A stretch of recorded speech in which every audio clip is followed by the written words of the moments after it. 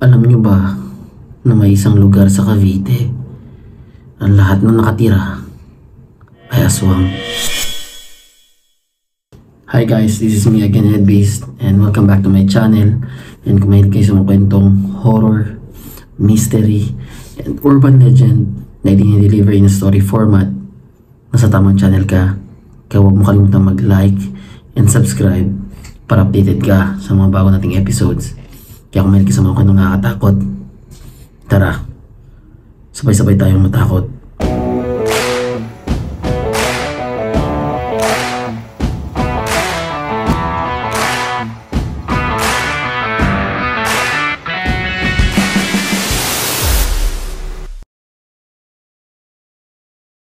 May isang storya akong narinig na may lugar daw sa Cavite na lahat ng nakatira doon ay aswang.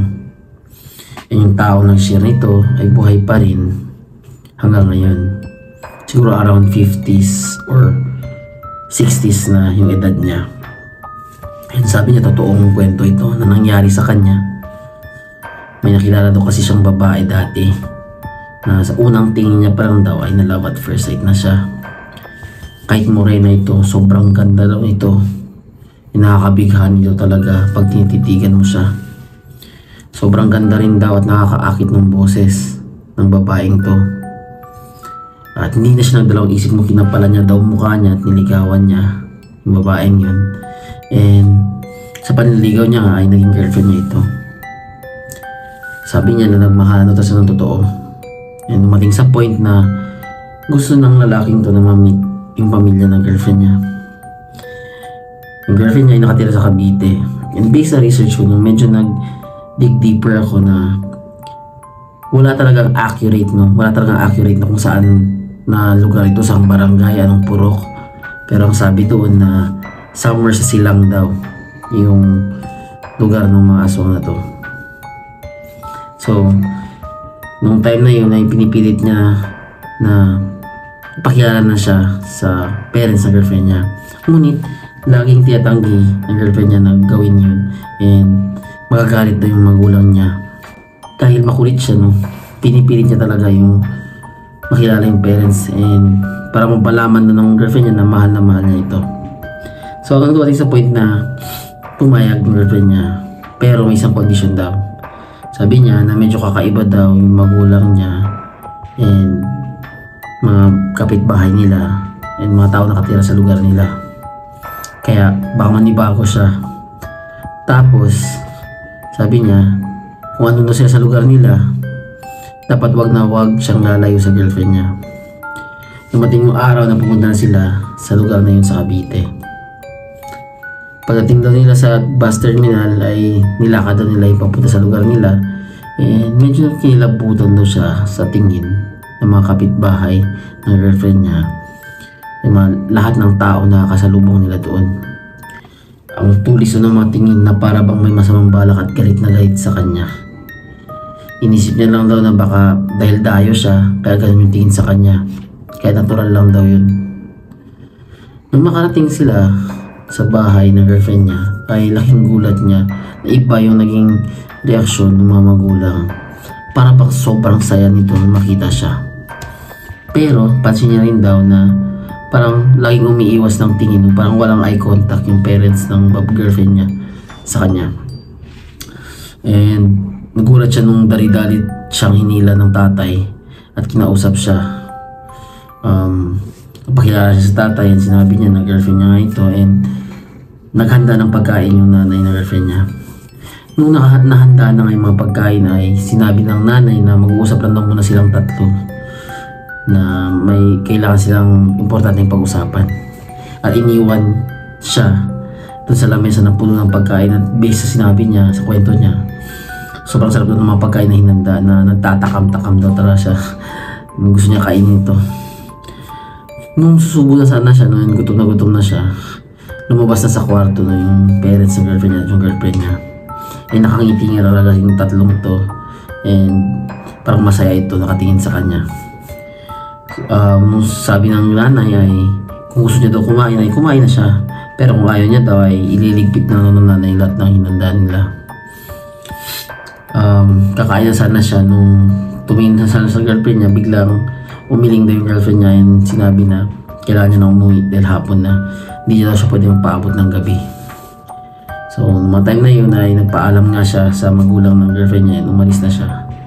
Pagkasakay niya sa bus, nagpaalam siya naman sa girlfriend niya and niyakap na to. Sobrang saya niya nung sinamit niya na yung parents. Pero medyo na-weirdoan daw siya sa kapitbahay at mga tao sa lugar ng girlfriend niya.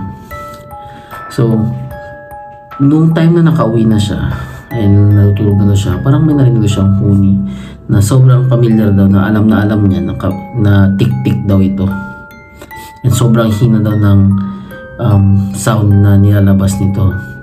Diba, yung masabi-sabi nila, yung mga tik-tik daw malapit ito ay sobrang hina ng tunog nito. E naririnig nga daw yung mga yapak ng tik-tik na yun sa bubong nila. And parang naglalakad-lakad sa paligid ng bahay nila. Hindi lang to isang gabi nangyari, kundi nangyari to ng ilang gabi. Nung time na to ay nakadecide siya na isusurpresa niya yung girlfriend niya. Nadadalaw siya ulit dun sa lugar na yun sa Cavite. Gusto niya pala na makilala yung girlfriend niya and kuha niya yung loob ng parents. So ngayon, nung araw na nang nag-stop lang daw yung pagpunta or pagdalaw ng tik-tik na yun sa bahay nila, nung time na pupunta na siya sa lugar na yun sa Cavite.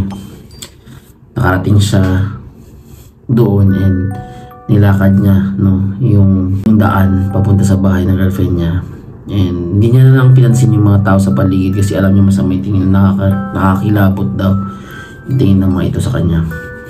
Nung makarating siya sa bahay ng girlfriend niya ay nagulat yung parents tsaka yung girlfriend niya kung bakit andun siya. Yung dala niya pa yung mga bulaklak na binili niya. So nakita niya maiyak-iyak yung girlfriend niya, akala niya masaya ito. Masaya ito dahil nandun siya, iniyakap niya ito. And papasok na sana siya sa bahay, pero biglang nagpaalam yung girlfriend niya na nalabasan na siya saglit at maglalakad-lakad at magpapahangin. So nung umalis na sila ay may binulong yung girlfriend niya sa kanya na kailangan niya na umalis. Hindi siya mapaniwala kung bakit yun yung sinasabi ng girlfriend niya. So nung nakalayo na sila sa bahay and sa summer na walang tao, sinabi niya na nakakagulat na bagay. Sabi sa kanya ng girlfriend niya, yung lugar daw nila and lahat ng nakatira doon ay aswang. At aswang rin yung mga magulang ng girlfriend niya. Nasa lahi nila yun. Sobrang gulat ng lalaking to ay napatras siya. Hindi siya makapaniwala sa mga narinig niya. Sinabi rin ng girlfriend niya na nanganganib yung buhay mo.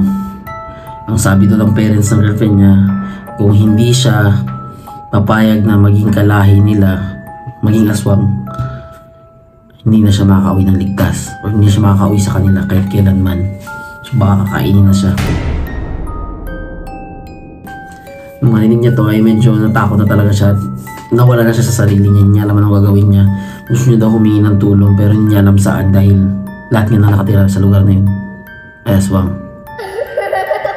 Pero kahit takot na siya, and takot na rin siya sa girlfriend niya, sinabi sa kanya ng girlfriend niya na hindi pa siya aswang and gusto niya maligtas yung boyfriend niya. Gagawin niya lahat na makaligtas ito nung makaalis sa lugar nila. So yung ginawa nila ay aalis na sila ng mga panahon yun, hapon na kasi ito ay magdidilim na rin. Dadaanan na siya sa may kakahuyan para hindi sila mapansin ng ng parents ng girlfriend niya and yung mga kapitbahay and yung mga ibang tao na nandoon or mga ibang aswang pala. Habang tumataka sila tumatakbo, may napansin daw yung girlfriend niya sa likod na parang may gumagalaw. Hindi makapaniwala yung lalaking to sa nakita niya. Marami daw siyang nakitang halimaw. Hindi daw ito mukhang tao. Nakakatakot ang mga itsura ito na parang mga asong ulol na sobrang saya na hinahabol sila at tinatawag yung iba pa nilang kasama dahil nakita na nila yung pagkain nila. So, dali-dali siyang tumakas and sobrang takot talaga siya nun, no? Pero pilit siyang tinutulungan ng girlfriend niya dahil ayaw nga niya yung tumapahamak. So dahil sa kakayon siya tumatakbo, no, ang dami daw sanga tumatama sa kanya, ilang beses rin siya natumbas. Sobrang dami ng sugat nilang magjowa. Mga panahon yun ay nagulat siya nung biglang may tumayo sa harapan nila na itim na aso na sobrang laki at sinugod siya. Buti nakaiwas siya. Nakatakbo sila ulit na palayo. Nung ramdam niya na medyo malapit na talaga yung mga aswang na yun, ay parang nagpaubaya yung girlfriend niya, na niyakap siya, inalikan siya, sinabi na mahal siya nito, and gagawin niya lahat para maligtas siya dahil ayaw niya nga mapahamak itong lalaki. Nung mga panahon to ay nagpaiwan yung girlfriend niya, siya na daw bahala sa mga aswang na yun. So dahil sa sobrang takot, iniwan niya talaga yung girlfriend niya, tumakbo na siya kasi iniisip niya yung safety niya. Malayo-layo pa talaga yung tinakbo niya kasi may nakahabol pa sa kanya na isang aswang ng mga time na yun, sabi niya sa kwento niya. Naabutan siya dahil may dala siyang pamalo or kahoy, nahampas niya to sa ulo ng maraming beses or 3 beses siguro. Kung nung nahampas niya na to ay nagsalita daw ito. Sinabi sa kanya na hindi ka na makakalis sa lugar na to at kakainin ka na namin, parang ganun yung sinabi. So kahit ganun ngayon nangyari ay tumakbo pa rin siya palayo hanggang makaabot siya sa sakayan ng bus. Pero sa kasamaang palad, nakaalis na yung bus bago lang. Pero tanaw niya pa ito, hindi pa ito ganun kalayo. Nagbaka sakali siya na baka makita siya ng driver nito or ng konduktor. So tumakbo siya, sumigaw siya, kumaway siya kahit sobrang dami ng sugat niya, sobrang pagod na siya. Ginawa niya yun hanggang napansin siya ng bus driver, nag-stop ito.